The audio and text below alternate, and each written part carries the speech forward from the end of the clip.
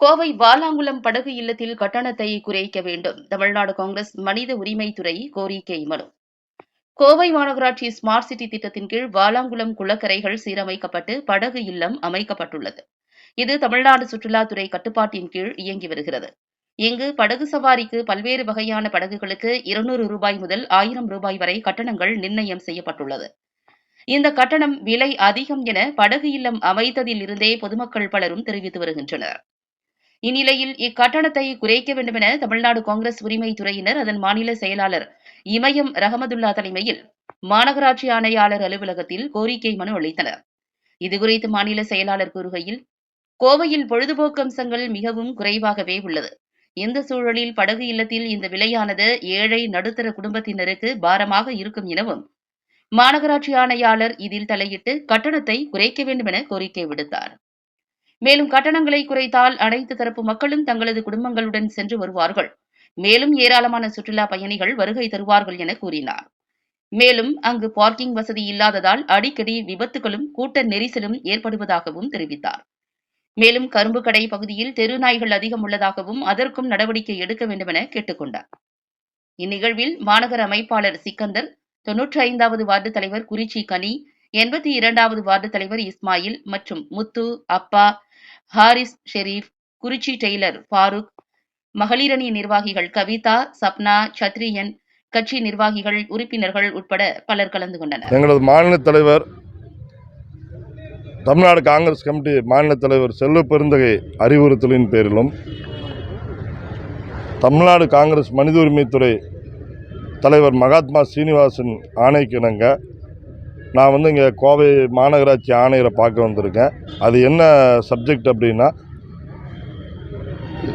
Kovai smart சிட்டியில் அமைந்துள்ள படகு நிலையம் ரூ 250 ஒரு நபருக்கு 250 ரூபா கட்டணம் நிர்ணயிச்சிருக்காங்க. 2 நாளைக்கு முன்னாடி நானே போயிருந்தேன், 6 பேர் போயிருந்தோம், 1500 ரூபா வாங்கினாங்க. அப்போ அது ரொம்ப மன அழுத்தமாக இருந்தது. அது போகக்கூடிய மக்கள், ஏழை மக்கள், இந்த வேலைக்கு போகிறவங்களுக்கு இதெல்லாம் ரொம்ப கஷ்டமாக இருக்கும். அதை குறைக்க சொல்லியும், அங்கே வாகன போக்குவரத்து நெரிசலும் விபத்து ஏற்படுது. அதை அதுக்குன்னு தனி பார்க்கிங் வசதி அமைக்கணும்னு சொல்லி கார்பரேஷன் ஆணையர் கமிஷனர்கிட்ட நாங்கள் மனு கொடுக்க வந்திருக்கோம். 2வது, கோவை கரும்பு கடை பகுதியில் தெருநாய் தொல்லைகள் ஜாஸ்தியாக இருக்குது. அதனாலையும் வாகன விபத்து ஏற்படுது.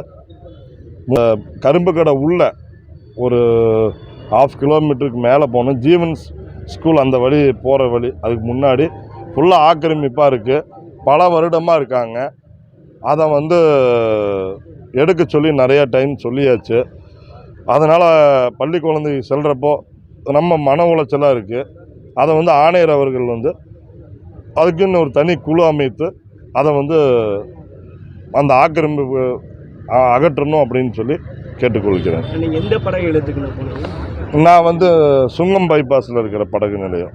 சரி, இந்த எல்லா படகுத்துலேயும் ஒரே மாதிரியான ரேட்டுங்களா இல்லை மாறுதுங்களா? இல்லை, அதெல்லாம் நான் பண்ணலைங்க. நான் போன போட்டில் 250 சார்ஜு. அது ஆல்ரெடி முதலே நிர்ணயம் பண்ணதான். ஆனால் நீங்கள் இவ்வளோ நாள் டைம் எடுத்து வந்திருக்கீங்க. அது எந்த விதத்தில்? இல்லைங்க, நான் இதுவரை போனது இல்லைங்க. நான் இப்போ தான் போயிருக்கேன். அதனால் போனதில் எனக்கு அது நாலேஜுக்கு தெரிஞ்சுது. சிறியவர்களுக்கு பெரியவர்களுக்கு அப்படின்னு ரேட்டு தனித்தனியாக இருக்கா, இல்லை எல்லாத்துக்கும் ஒரே மாதிரி கட்டணம்?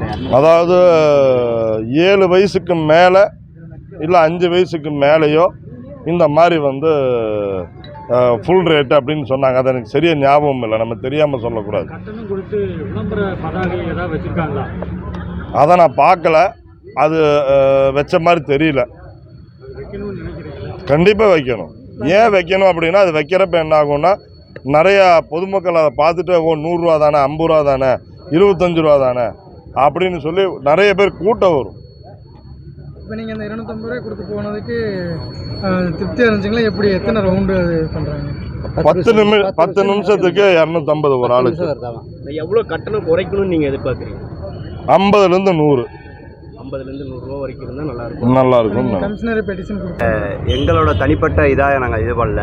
எனக்கும் வந்து இந்தமாரி வந்து மக்களுக்கெல்லாம் சொல்லி ஒரு 4-5 பேர் வந்து கைப்படம் எழுதி கொடுத்துருக்காங்க. என்னன்னு கேட்டிங்கன்னா, கொஞ்சம் இந்தமாரி ஆட்சி நடக்குது, நீங்கள் சொல்லி கட்டணம் எல்லாம் குறைக்க சொல்லலாம்லன்னு சொல்லியிருந்தாங்க. அந்த அடிப்படையில் தான் அண்ணன்ட்ட சொன்னேன். அண்ணன் வந்து ஆய்வு பண்ண போனார். இந்தமாரி நடந்தது.